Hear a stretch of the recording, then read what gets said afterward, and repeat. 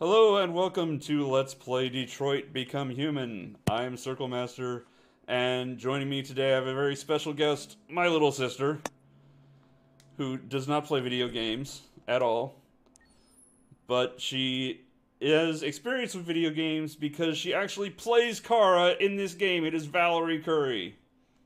Hello. Thank I you. know my name. You know my name. Well, the audience might not know your name. This is for public consumption. It's just weird for my brother to introduce me with my first and last name. Well, how weird was it that your brother didn't even introduce himself with his own name? He used his internet name. For some reason, that felt more natural. Oh, okay. Your brother lives on the internet, confirmed. Hello. Anyway, we're off to a rocking start here. It's gonna be great. So,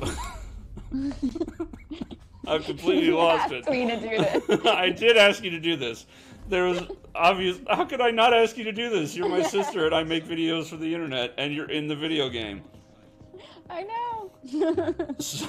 So, let's first start out with how you even got into this video game, and talk about the Kara tech demo from what 2012, I believe.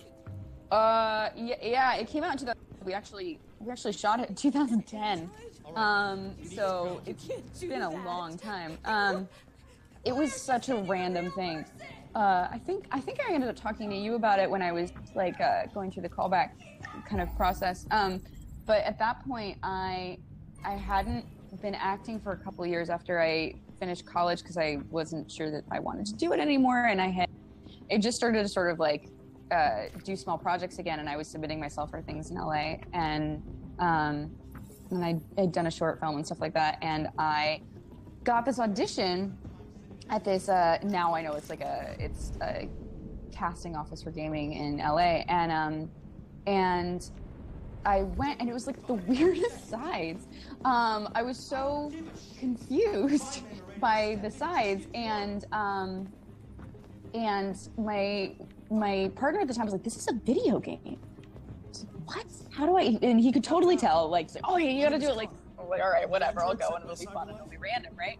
And I think afterwards I realized that was from it was like a scene from Heavy Rain, and it was just bizarre. So it was unlike any audition I'd ever been on. It was in this like small room, and the casting director had sort of like just like a handheld camera and was like following me around Steadicam style. And you know, based on the suggestions of people who knew what it was, I was acting very differently. Like I was interacting with the environment a lot and like physicalizing in a different way, in a bigger way. And yeah, I ended up getting called back, and I had my call back with David Cage, and I believe Guillaume was in the room as well. And it was actually longer originally, and it was longer what we shot. It was, and I think it was the same way in the tech demo for Heavy Rain as well. It was like this sort of framing device where it was super meta. It was like an actress at an audition, who then... That's a role you're very familiar with. Right, I know, exactly. Familiar with. And then she turned into what was Kara, and the environment turned into that sort of factory setting. And then when that scene, which we all know as Kara, ended, she went back to being in the casting office, and David Cage as casting director insults me as I leave. It's very weird. And so we did that scene, and that's what, like, you can see, like, I think there's like behind the scene things on YouTube and stuff now, and it's really weird to watch my audition online, but like that's there. And yeah, and it was a while later I got the call that I got the job, and it was funny because like I still didn't have an agent or anything yet again at that point. So like I got a call from David Cage at like 8 in the morning LA time, and I didn't know like what to do or how to do anything. But obviously I got some help with that, and I ended up I went to Paris for 2 trips. I went the first time to do the character modeling. And we did some rehearsals and things, and then I went again, like almost 6 months later. I think it was around Christmas time in 2010. I went back and we actually shot it all, and we shot it all in, I think it was 2 days, and we did like one day was all the framing, with that, like that sort of audition device, you know. Yeah. And then the other day was just shooting the Kara scene, and it was like, it was exhausting and just bizarre. The whole thing was totally bizarre and surreal to me because I had no experience with motion capture. I had no experience with video games. Like, I really didn't know what to expect. I was trying to just kind of embrace it as like a new, you know, a new challenge and whatnot. And also, like, you know, getting to be involved in this thing, getting to be in Paris. I didn't know what a tech demo was or that it was a big deal at all. And it was really exhausting because I thought that was exhausting. We hadn't done Detroit yet. Unlike you know, being in film and TV where it's a lot of waiting around, you know, it's a lot of waiting for camera setups and lighting changes, and you know, every reset is, you know, an opportunity to like sit and wait. With motion capture where there's, you know, 160 cameras around the walls mounted, like there's never any reason for downtime. So with that Kara scene, we played it through like as if it was theatrical. So we did it from start to finish in its entirety, over and over and over and over and over for an entire day. And like literally 8 hours of just the same, like 10 minutes repeated. Pretty much. And a lot of that early on was figuring out how to do the choreography, because there's so much like arm and leg movement, and again, you can see this, I think, in the videos now that they put up afterwards. Several of like the motion capture team were around me, kind of like activating those movements, like either moving my arm, or tapping an arm, or tapping a leg, you know what I mean, or like to like release or hold me back, so I had something physical to like resist when I was fighting it. And that was like a dance. I mean, it was a lot of unconscious choreography to have to incorporate while also doing this kind of crazy scene. So a lot of that was just getting it down so it would be super, super fluid. And yeah, but we just did it all day. We just did it for a whole day. And I still don't know if David wanted it to, if he wanted like one perfect take. I think that was my feeling after the fact that which also is unlike film or TV where you are you know, you can cut between, there's cuts, so you can, if you like one read on a certain line but you don't like the other one, like you can basically Frankenstein a performance or a scene out of many different takes. And I don't know if that was just David wanted sort of one perfect, or if they weren't doing that. I still don't know how that worked in the edit. But I think that was the feeling. It's just, yeah. So it was long. Yeah, it sounds like the kind of thing that he tried to do in one shot, but I don't know why you would need to do that in one shot if it's all computer animated at the end of the day. Yeah, I don't know either. And maybe that it's like he kind of kept, he wanted more, like all the time, was just like, you know, it became a sort of, then like later on in the early days of Detroit, like the more stress. It was like the only thing that happened. Like I kind of used to compare it to, sorry, and I think I've told him this, so it's okay. I used to compare it to Lost in Translation. Have you seen that movie? It's been years.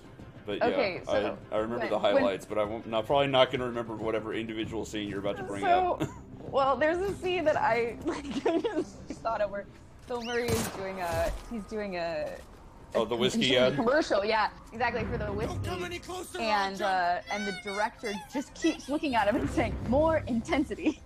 More intensity over and over, and I was like, it was that, but with more stress.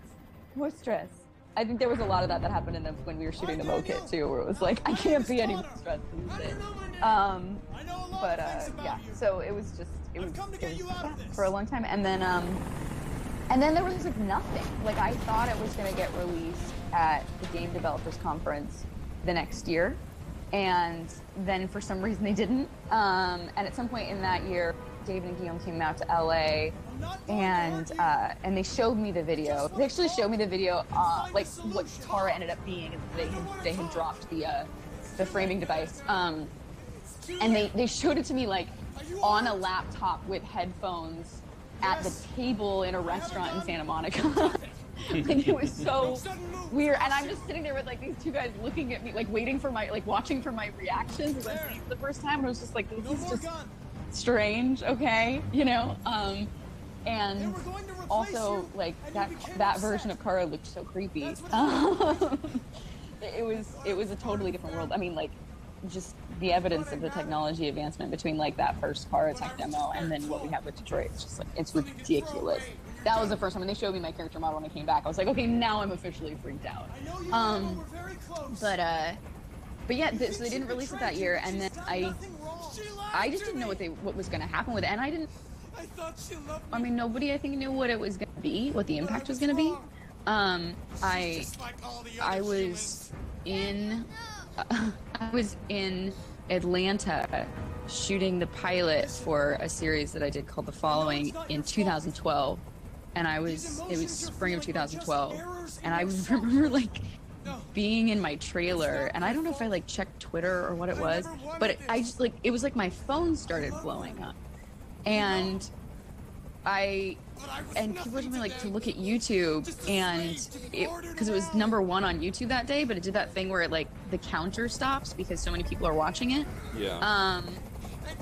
And all of a sudden I had like all these like people on Twitter reaching out, and I just had no idea. Like I figured this was going to be a really cool sort of motion capture short film, and like it would be a learning experience for me, but it would also like this would be something they'd show to other game developers, and you know, that's kind of what I thought a tech demo was. A tech demo, you know, like a sort of like an industry thing, you know.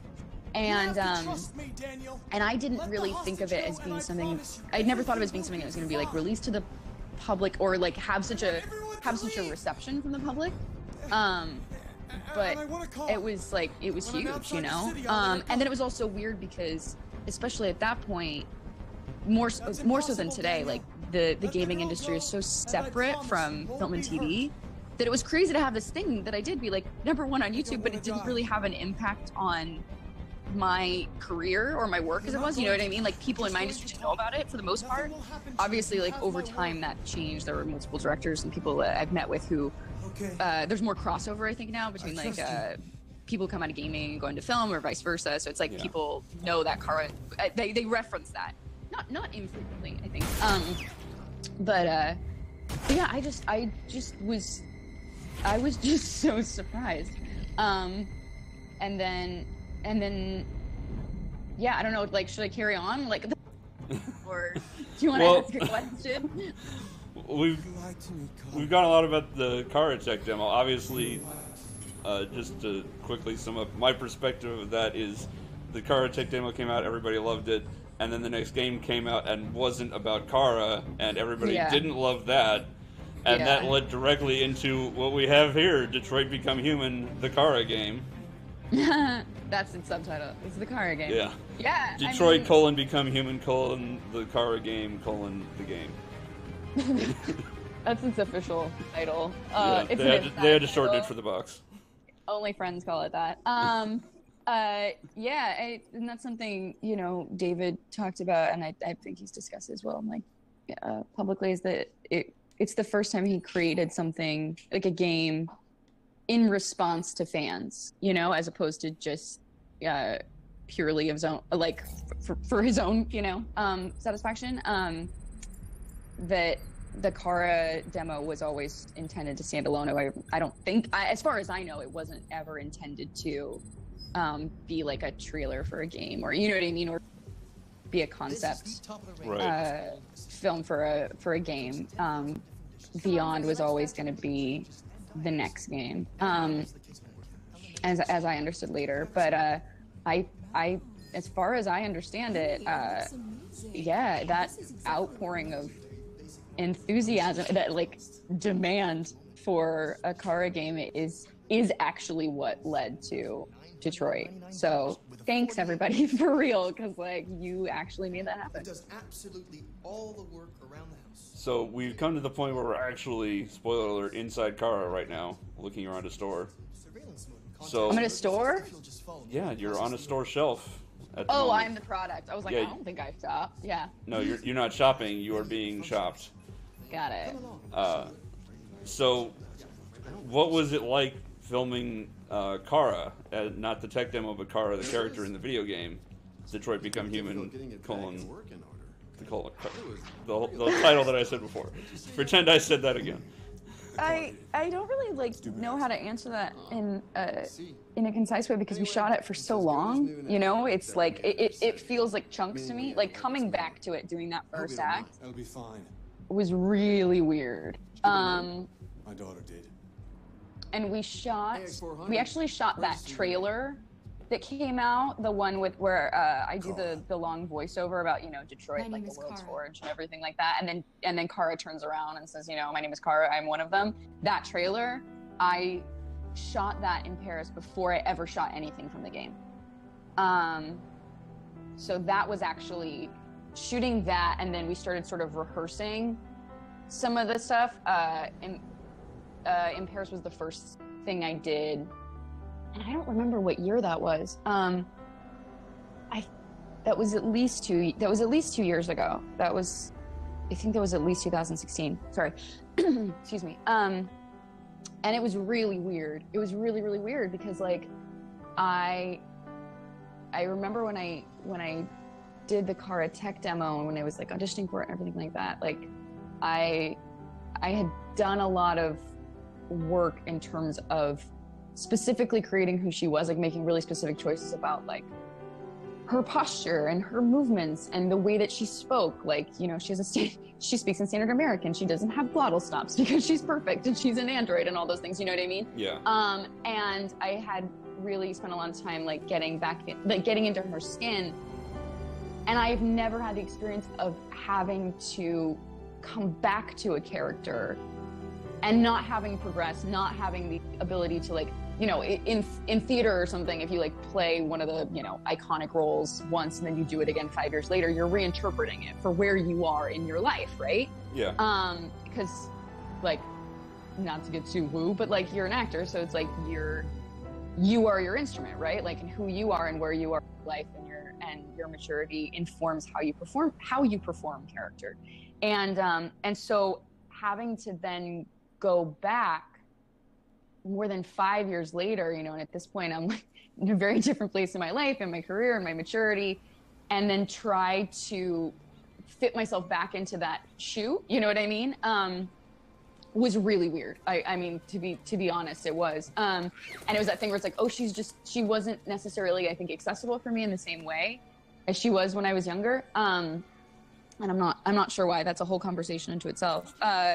So it felt really challenging to try to find that the early sort of robot Kara, and then that what I think ended up becoming really the challenge and the interest and the joy for me in the whole process of shooting the game was realizing that she didn't have to stay in that state, like she wasn't going to stay static.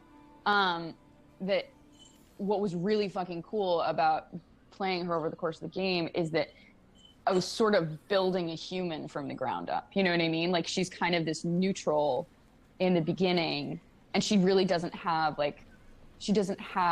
normal responses emotionally to things because she doesn't have any point of reference, you know? She doesn't really have, there's not connotations, there's not connections, you know what I mean, in her mind. For anything that she experiences, everything is new and everything is taken sort of passively. Does that make sense? There's not a judgment attached to anything. And then over the course of the game, as she has these interactions with people and starts to see the world, so it's like she starts to build a point of view, and then from that point of view, she starts to have judgments, to make choices. You know what I mean? To be, that's where our humanity comes from. I think is having a point of view. And so building that over time, like, you know, how and when does her voice start to change, her physicality? Like, because I think in every kind of like objective, measurable way, she is different, and I played her as a different person in the last chapter than I do in the first, you know? Vocally, she's different. Physically, she's different. In every way, she's different because she just becomes more and more human. And that was really, really, that was really cool. You know, whereas when I did the Kara Tech demo, what was interesting to me was playing not innocence, because it's not innocence, it's like newness. You know what I mean? Like not having any, like saying, not having any opinions, not having any point of view about everything, every single second is a discovery. And that was my hook into her then. What became my hook in the game was the sort of learning and that compounding of experience that built her as a person, you know, as her own entity, you know? The becoming as opposed to the discovery, you know? Yeah, it's kind of like, well, I don't want to just try to reiterate what you just said, because you said it way better than I ever would, so. It's kind of like this other thing, the same thing. It's like a balloon, and then something bad happens. No. No, Yeah, like taking this blank slate and being able to fill it out yourself as you play the character. Yeah, and then also realizing that because the nature of the game, you know, especially for Kara, who I think is, her story is more character driven and less plot in a lot of ways. I realized over time as we shot it, because, you know, we shot every version and every choice, is that not only were you affecting the storyline and what happened to her, you were also making a different Kara depending on the choices that you made, you know, and in a more subtle way, I think, than necessarily like the Marcus choices, where it's really like a clear delineation between like, you know, violent revolutionary and peaceful protester. There was sort of a nuanced spectrum of like fragility and assertiveness, and you know, my instinct is always to try to play with more agency.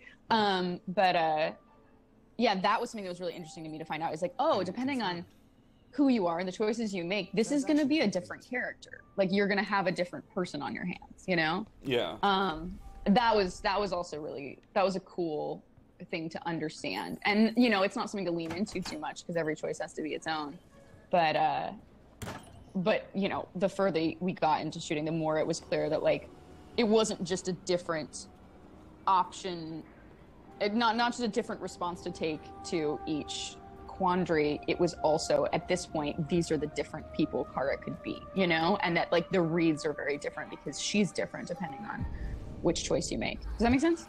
Yeah, it's kind of a contrast between what a lot of people would say is like a choose your own adventure game where you're picking a path. Rather than that, you're actually picking the character that you're playing as well. Yeah, it does both, and it's that thing that I think is really cool, which is that, you know, that sort of idea that we are the culmination of our choices. You know, we are what we do. We are not how we behave. We are not, you know, those things aren't who we are. Like, it's the choices that we make and the things that we do that make us who we are, and that kind of really plays out in this game. All right. Well, since we just avoided, I was being nice to Marcus and not having him being beaten up by a crowd of protesters. So thanks. That's awesome. Since we just came to that point there, I think that's probably a pretty good place to stop here. As soon as this cutscene ends, I'm sure it will. But I do want to thank you for taking the time to come on with me, since, you know, you are still busy filming season 2 of The Tick on Amazon. Yes, on Amazon. You can stream season 1 right now. And yeah, we just kind of crossed the halfway point in shooting season 2, which is awesome. So definitely check that out. If you enjoyed Kara, you can see Dot, Arthur's sister, in The Tick. Yes, watch me be funny and plucky. Kind of funny, trying to be funny. I'm not the funniest person on that show, let's be real. Yes, I'm in a funny environment. But yeah, it's a great show. It's really fun. And yeah, if you liked Kara, you will love Dot. And just before we close out, I just want to quickly mention that we did talk about this before. I would like to have you come back for the finale of this LP. Mm-hmm. Where I'm sure everybody watching this is going to have questions for you.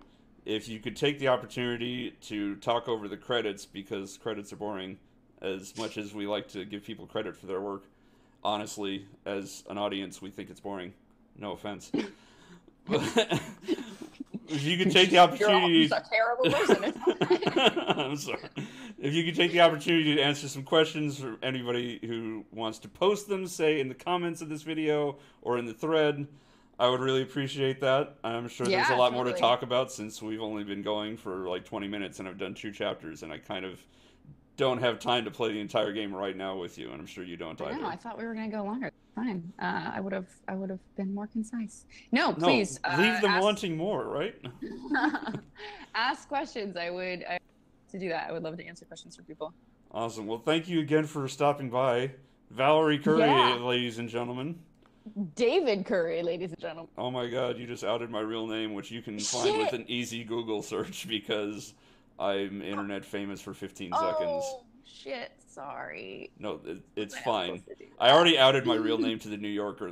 They posted that already, so. Did you just see how he just dropped the New Yorker like it's no big? Well, it was the NewYorker.com. Hey, it doesn't come close to the level of fame that you're at, obviously. Oh, please. I just think if you're having me be on the Let's Play and you're gonna say my whole name, I get to say yours back because it's weird, right? No, we went over this before when I you know. said If I introduced me. Callback to the beginning. Is it a callback to the beginning? Because I don't even remember if that's the take that we kept or not, and this is still recording. So hey, hey everybody, if this wasn't the take that we kept, you have no idea what we're talking about right now. Awesome. Anyway. I'll be back next time to continue this with somebody else who's not famous. But hopefully you still tune in, even though they won't be famous. Hopefully you still come back and join me for the next episode. And until then, take care.